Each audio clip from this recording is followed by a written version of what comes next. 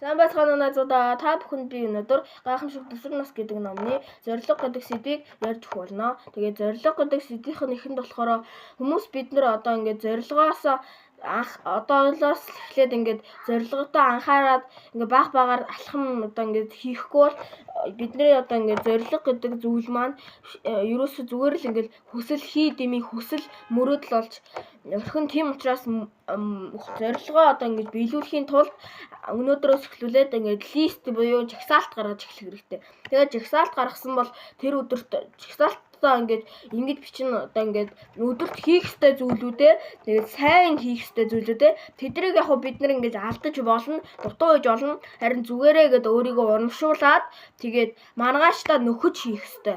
Харин тэгэж хийвэл бид нар одоо ингэж амжилтанд хүрч чадна. Тэгээд ингэж лист хийснийхэн 2 сарын дараа одоо бид нар ингээд зорилготой ингэж хүрэх листүүдийг гаргаж эхэлнэ гэсэн үг. Зорилготой хүрэх жагсаалтууд гаргана гэсэн үг л дээ. Тэгээд зорилготой хүрэх жагсаалтуудтай болохоор бид нар одоо ямар мөрөөдөлтэй зорилготой тэдрийг одоо ингэж биелүүлэх талаар хүн болгон ингэж өөр зорилготой болохоор би сайн одоо ингэж хэлж чадахгүй байна. Тийм учраас бид нар одоо ингэж 2 сарын дараа ингэж зорилготой ингэж хүрэхийн тулд бас нэг өөр лист гаргаад тэрийг ингэж хэрэгжүүлээд үзээрэй. Тэгвэл та ерөөсөө алдана. Гэхдээ бага алдана. Тэгээд дээрэс нь одоо зорилгодоо хүрнэ.